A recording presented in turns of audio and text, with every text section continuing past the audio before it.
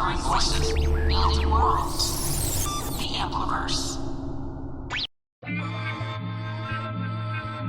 Welcome to the Autistic Delicatessen. What you eat, what you drink is your story. You know, variety is the spice of life. Food is often people's first experience of a new culture. Welcome to the Autistic Delicatessen. Season 4.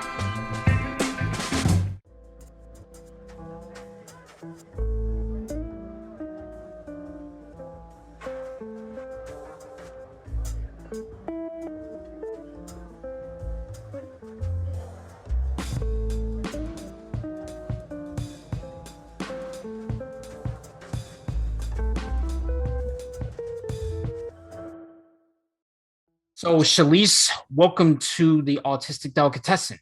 Yes, thank you for having me. Hi, it's great to have you here with us today. Yes, ma'am. It's so wonderful to be here, and it's so nice to meet you guys. Now, Shalese, you're known as the Autistic Travel Goddess, and like with you traveling different places, it's just so interesting. So, before we get into that, I want to ask you about a post that you put up about bubble tea. And Yes. you talk about Tidu, which was actually one of the places that you've been to, as well as Kung Fu tea. So do you want to talk to us a little bit about that, how you liked the bubble teas or what attracted you to that first? Bubble tea, me and bubble tea have such a long history. When I was in college, I had a friend of mine who introduced it to me. And ever since then, it's been an addiction. So I typically get the honey green tea with aloe in it, because I love the aloe vera texture. And I like that taste that the deep green tea gives me, especially the jasmine tea. It has a really rich kind of bittersweet taste to it that I can't resist. And so I get those from both shops. And when I was living in Philadelphia at the time, when I was introduced to this by a classmate, I was living in Philadelphia and I would go get on the train and go to Chinatown and get it because it was so good. And at the time, I only had access to Tito. I didn't know anything about Kung Fu. So I was going to Tito for years, throughout my college years. And when I moved back to Atlanta, I moved back to Georgia, there was no Tito around. So I was struggling to find someone who knew just how to make the honey green tea just the way I like it. It's been a struggle. And I finally found someone who makes it close to the way I was used to with Tito. And Kung Fu is the name of the place. I actually discovered it when I was in Atlanta shopping around, and I was strolling around looking for bubble tea, and I found somebody who finally knew how to have it with the aloe in it, because it was hard to find that as well. The honey jasmine with the aloe, that's been a tough combination to find. And I finally found it, and I started ordering it on the app, getting points, getting rewards and stuff. And, because it was the only one I had access to in Atlanta, I would drink it, to de-stress. I would drink it after work. I would drink it, just pretty much every day, just because it calms my nerves. And it's just yummy and amazing. And I've gotten so used to Kung Fu's tea that when I moved up here to Boston and I finally had a chance to go back to Tito that I was originally used to, Tito tastes like water compared to Kung Fu, because Kung Fu makes theirs stronger. So I can't even get down with Tito anymore. So it's more of Tito is just goodbye, we done with Tito right there. That's what you're trying to say? We done, because Kung Fu's makes theirs stronger. In comparison, Tito tastes like water now. Oh, wow. So it's like Tito. I gave him 3 chances. I gave him 3 chances to make it right, and they don't compare. Now, you said you were in college in Philadelphia? Yes, I was. Ooh. Actually. Yeah. How did you like living there and going to school there? I enjoyed it because, it was always something to do there. It was always history and something to explore. I like being, in the tri-state area because I had easy access to other states, to the Jersey beaches, to New York City. And I had New Yorker, and my husband's from Philly. So that's why I'm asking. World. Yes. So yeah, the cheesesteaks. I'm sure you had some good cheesesteaks out there. Oh my God. There's this really good cheesesteak place called Two Brothers right by Temple University. Yes. Heard of them. Yes. My dad's born and raised Philadelphian, and every time we take a family trip to Philly, we go to Two Brothers and get a cheesesteak. Yeah, you have to have it. You cannot go to Philadelphia and not have it. It's like a sin if you don't have one. And they have hoagies, but I prefer the cheesesteak for sure. Hoagies are good, but don't, the cheesesteak is always the thing. The cheesesteak. And then Philly Chinese food is amazing. Yes, and I'm from New York, so I'm also like a snob when it comes to like the Chinese food.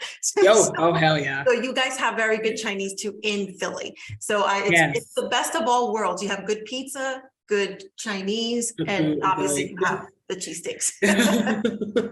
Yeah, it's a lot of good eating in Philly. Yes, like and definitely Philly cheesesteaks because I've been to like Yes. over here like Charlie's with their Philly cheesesteaks. They're really good with their stuff. So I don't know if you ever had Charlie's or anything. So I have here in Arizona. I live in Arizona now. Oh, you live in So pretty Arizona? I moved 5 years ago. So it's like been like a whole thing because like you and like Larnell, I'm a foodie. So it's really hard. So we went to Charlie O's, and okay, Larnell, you have to go to Philly. It has to be on your list of places to go. And then you have a lot of Dutch food too. Like you have access to good old Dutch cooking because the Amish people and the Dutch people live not too far from Philly in Harrisburg and in central PA. And so they tend to come, to Philly to sell their baked goods. They sell their homemade cooking. They go to this place called Reading Terminal, which is in China, right outside of Chinatown, in Center City, Philly. Mhm. And like Reading Terminal is where they sell all their handmade goods, their baked goods, their foods, and then like they have their like meats and stuff like that. That's very fresh and farm fresh, and they know how to cook. Like good German Dutch food is amazing too. Absolutely agree, 100%. It's like don't you wish like you could spread yourself and like have a little piece of you Heck living yeah. here and a little piece over there and a little piece over there. Yes. Like all of this talk of Philly makes me hungry. Me too. Now I want a cheesesteak. I have to wait till June. I'm going in June. So And I've come to New England looking for a good cheesesteak and they all fail. And I'm just like, why are you 5 hours from Philly and don't know how to make a cheesesteak? How? And what's the specialty where you are now? Clam chowder, lobster, which I love clam chowder. It is so creamy and delicious. Yes. I like seafood, period. The fish selection up here, though, tends to be drier. Like there's a lot of haddock and cod here. Yes. And there is bluefish, on the selection, and then there is salmon, which I love. But I tend to find that the fish selection here is way different than the fish selection in the South. That when I was born and raised, when I was actually raised in the South. I was born in Philadelphia, but I was raised in the South, and so like I'm used to all the different seafood. what part of the South like were you in, Shalese? Was it in Georgia or was it? So I was born in Philadelphia at first. I spent my elementary school years in Charlotte, North Carolina, and Fayetteville, North Carolina, because my dad was stationed in Fort Bragg, and so we spent part of my childhood there. And we got to live in Charlotte. We got to live in Fayetteville. And when I was a teenager, my family moved to Atlanta, and I spent the rest of my teenage years in Atlanta. Now, in terms of the fish, is it more of like, did you ever had like fried fish or something like that? Because I know us as, I don't want to stereotype, but just us as Black folks in the South, like we would have like fish fries and all that stuff. So, yeah. Honestly, I personally like my fish sauteed, baked, fried. Like I like it cooked all ways. I don't discriminate when it comes to fish. But I find when it comes to fried fish, it's cooked differently in the North. Like I find that it's cooked heavily in cornmeal a lot of times, and the batter tends to be thicker. And in the South, it's more of a lighter batter. That's just from my experience that I've seen. And I had to get used to that when I was in Philly in college. I couldn't get used to that because the batter was just too thick and I'm not into that cornmeal batter. And then you have to like fight your way into it. Yes, that just like ruined the experience of having flounder. And also, Shalese, I want to get into this too because we're talking about food, but I want to get into like the beginnings of your travel excursions because you have such nice pictures and such good videos. I'm just wondering, how did you first get started in that? And also, like, tell us a little bit about your like autistic story and how you came into like loving yourself for that. I remember, growing up, how I came into traveling. It was a special interest of mine, or, as they call it, obsession. I love, different countries, different places. I love just like being in the world. I remember I would spend my hours watching Discovery Channel, watching, the Travel Channel, reading encyclopedias about the places I want to see one day. And I remember I specifically, every year I would have a new place that I was obsessed with. Like one year I was obsessed with Hawaii. And then one year it was China, it was Alaska, it was Russia one year. Like every year I would pick one country that I would just be fixated on. Or let me just say this, it would just kind of choose me. And then I would just like delve into it and just take on the culture. And I just became super fascinated by it. The country that wowed me the most was Iceland. And I'm gonna tell you why, because I'm a geological nerd. I love geology. That's what I studied in undergrad. And I just was really fascinated by the way that the landscape was, like the different volcanic areas, the geysers, and just how geologically active it is. And just to see, coursework come to life was just amazing to me. And it just felt like I was on another planet when I saw that. And what was so amazing about everything was the fact that it didn't get dark. When I was there one summer, I actually went twice. I went in the winter and I went in the summer, and it did not get dark in the summer. It was 2 o'clock in the morning. I was riding around looking for dinner because I realized I was so engulfed in exploring that I did not eat dinner. I was riding around looking for dinner. I mean, or did you get sleepy? I mean, like if it's 2 a.m. and it's like super bright. I did it because I was still on Eastern time.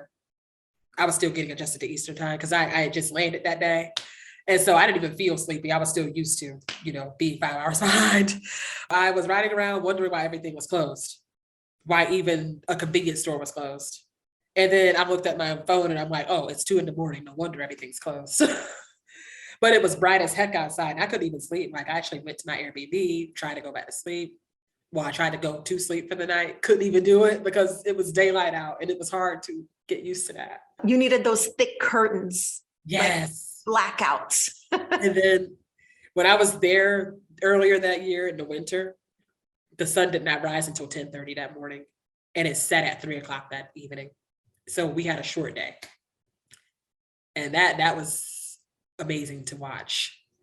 When was you first diagnosed as somebody who's autistic, and when did you start? I was 2. You were 2, so you were early diagnosed. Yes. Same here. I was early diagnosed too as well. Yeah, 2 years old. So I was nonverbal until I was 5. I didn't speak until I was 5. And they also said that I had a lot of repetitive behaviors as well, that I would be rocking back and forth and just kind of zoning out, as they say.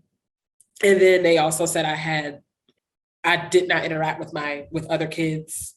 I just would kind of keep to myself a lot. And the other thing that I did not, that I think may have played a role into this, and there's still research being done on this, I'm sure you are aware. I had hearing problems at the time. I actually was partially deaf at the time. I could not hear. And I had to get surgery done to make it so I could hear. And so that may have had some kind of connection to autism. Research is still trying to find out whether or not that's true. That's kind of interesting though, because I know like from my experience, Shalese, it was more of like a behavioral type of thing. I know I had to go on like a special diet in order to change food. So for you, did you have any sensory issues with food, or were you kind of okay with that? I did. And this is something that I did not realize until I got grown and I looked back at my eating patterns. I very much had a problem with certain textures. And that is why my mom would cook certain food and I just wouldn't eat it. That's why I never liked bread, for instance. I had the hardest time in my childhood eating sandwiches because I couldn't deal with the texture of bread. And that is why I couldn't enjoy things like cereal or grits or oatmeal and things like that. I never understood it until I got older and realized that I just simply couldn't deal with certain textures.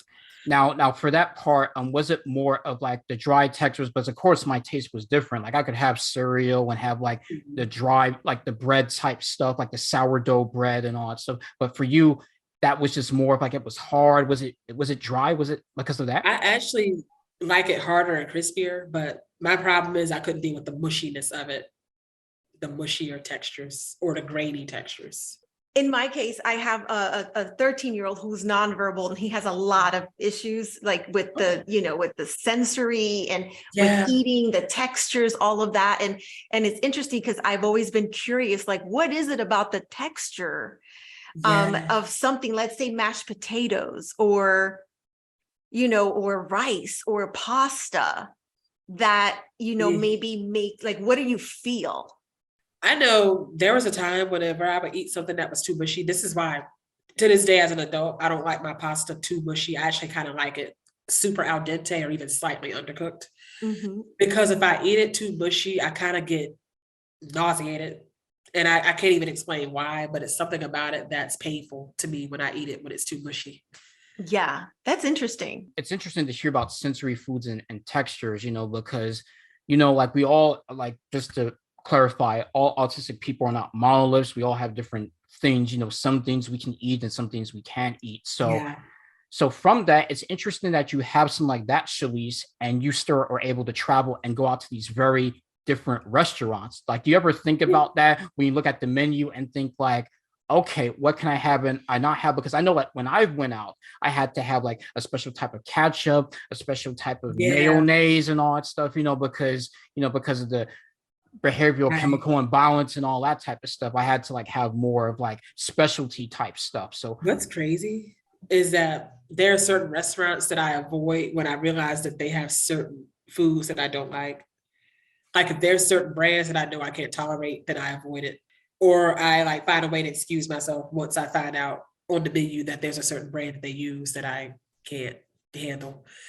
Or a lot of times I'll ask, if there's an accommodation that they can make, and they make an extra al dente. For instance, if I go to an Italian restaurant and, I like pasta and I don't want it too mushy, I'll ask them if I can have it freshly made and if it's al dente. And if they say that it's bulk made and that they can't make it specifically on an individual basis, then I just don't get the pasta. I might get something like, a seafood or salad or something like that. So I make sure to ask, depending on what it is, how the food is prepared. And a lot of times I even, cook my own food. Like a lot of times I'll book an Airbnb or I'll book a hotel where I have a kitchen to actually cook my own food as well. I try to open up that option to myself just in case restaurants are not accommodating. It's so interesting with your story though. So I know that also too, when you travel, like you also STEM too as well, which look, when I go out to places, I've learned how to like STEM and enjoy it, because in the past, like it was just more of like I had to watch myself or something like that. As long as I'm not like hurting people or anything like that, that's the biggest thing though. But you like to travel by yourself and STEM. So why is that? Is it more of like you can be more freer that way? I feel more free that way because when I'm traveling with other people, it feels like I'm restricted and that I have to hide certain parts of myself. And so I just don't have the freedom to be myself that I enjoy when I travel solo. And also when I travel and I'm able to STEM, like for instance, one of the things I do to STEM is I may rub my feet in the carpet at a hotel room, or, after a long day of hiking, I may rub my feet in the carpet. Or when I STEM, I actually STEM by, certain visualizations, certain like scenery that I look at. Like that's why I tend to travel to remote places, like national parks and things like that, because looking at the landscape is kind of stimming to me. And so when I'm traveling with people, they don't always want to see that. And then a lot of people want to question me as to why I'm rubbing my feet in the carpet or why I'm rocking back and forth. And I don't feel like answering questions like that. And I don't want to deal with people asking me things like that. And so it's just better to travel solo. I get those feelings though, because when I go out to concerts and I just start stimming, just like doing stuff like this and all that stuff, it's just, it's more of like the musical sound texture. And sometimes people just say like, oh, you're trying to conduct like an orchestra. It's like, I'm doing stems right there or something like that. Cause that's why I do, because I just feel that when I feel the rhythm, I just do this and all that stuff, that's your body just goes with the flow of what it's listening to, and then it makes you get like an input from that, like a satisfaction. Oh yeah. Yeah. It's like euphoria.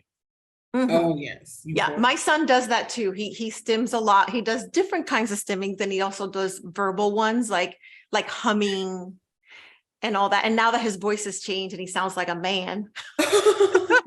It's so weird, but I know that it makes him feel better. So do what you got to do, Yeah. And I was about to say like, well, imagine if like that sounded like Bilky's husband or something like that. It's like, honey. Oh, like it's kind of like, not right now, honey. I'm trying to do it. I'm trying to do some work here. Okay. All right. We're doing that later. Yeah. Well, that's what happens when my husband's home, because he's running around and he's stimming and making the noises. So now that he's older and obviously has a deeper voice, like people think it's like a man, so it's eventually, like I try not to take that voice away because it's his voice, right? That's what he does and it makes him happy. But when we go out, I do have to be like, shh, low voice. Yeah. Because it sounds like other things sometimes. So Oh, I see. In order for people to like really know more about your food excursions as well as your travels, what social media outlets should they go to? They should go to Instagram because I'm always on Instagram. YouTube is another one. I'm known as Shalese, the Autistic Travel Goddess on YouTube. And also, I'm about to start a Patreon. You know, as a result of my YouTube channel, I'm about to start Patreon, which is filled with like life experiences about traveling to where you want to go in life. And that does not include just traveling to places.